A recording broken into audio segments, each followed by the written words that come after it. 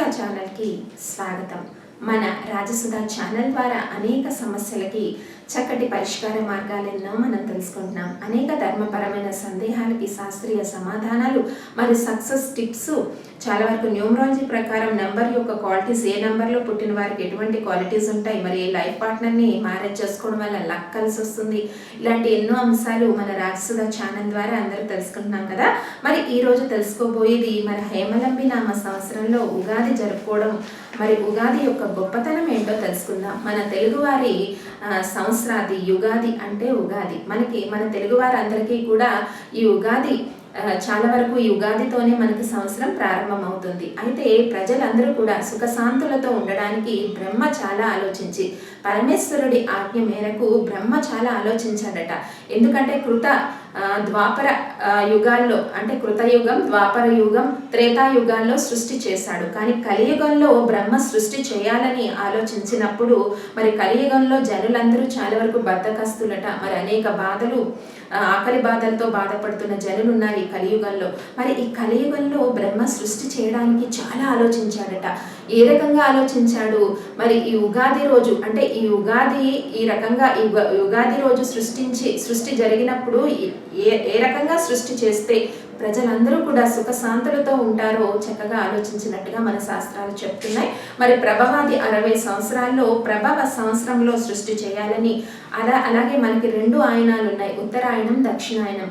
మొదటిదైన ఉత్తరాయణంలో సృష్టి చేయాలని, ఉత్తరాయణంలో కూడా వసంత గ్రీష్మ ఋతువుల్లో వసంత ఋతువులో సృష్టి చేయాలని, వసంత ఋతువులో కూడా చాలా వరకు చైత్ర మాసము, వైశాఖ మాసంలో చైత్ర మాసంలో సృష్టి చేయాలని, చైత్ర మాసంలో కూడా అంటే మనకి 2 పక్షాలు ఉన్నాయి, శుద్ధ పక్షము, కృష్ణ పక్షము.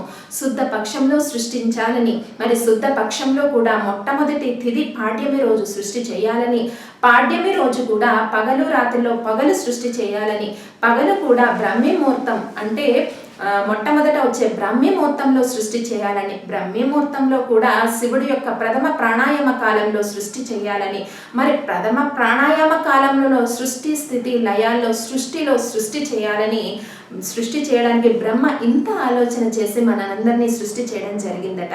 ఇది మన ఉగాది గొప్పతనం. కాబట్టి అందరూ ఉగాది రోజు ఉగాది పచ్చడిని స్వీకరించడం, మరి ఋతువుల సంధి కాలాల్లో అనేక రోగాలు ప్రబలుతాయని మన పెద్దలు చెప్పారు. కాబట్టి ఋతువుల సంధి కాలంలో వచ్చే వ్యాధులకు ఉగాది పచ్చడి స్వీకరించడం, అంటే మధుర ఆమ్ల కటి కషాయ లవణ తిత్త భక్షణం, ఈ రకంగా స్వీకరించడం వల్ల చాలా వరకు మరి చరక, సుశ్రుత, వాగ్ భట్టాచార్యులు ఎంతమందో మరి చాలా వరకు ఆయుర్వేద లక్షణాలు గల ఉగాది పచ్చడిని స్వీకరిస్తే మన శరీరంలో ఉండే అనేక అనారోగ్య సమస్యలన్నీ కూడా దూరం అవుతాయని మన పెద్దలు చెప్పారు.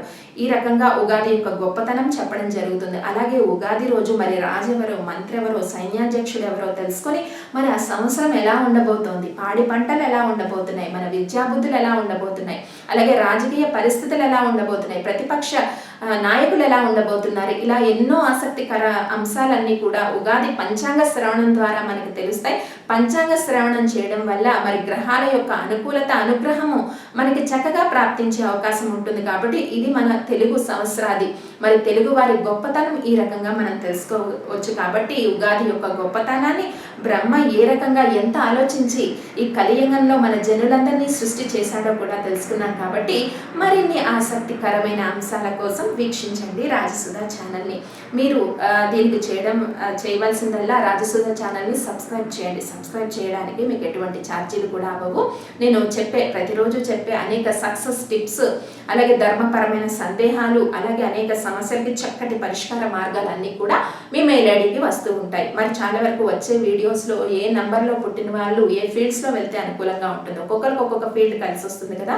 అలా 1 నెంబర్లో పుట్టిన వాళ్ళకి ఏ ఫీల్డ్ కలిసి వస్తుంది, మరి 2 నెంబర్లో పుట్టిన వాళ్ళకి ఏ ఫీల్డ్ కలిసి వస్తుంది, ఇలాంటి ఎన్నో ఆసక్తికరమైన అంశాలన్నీ కూడా వచ్చే వీడియోస్లో వస్తాయి.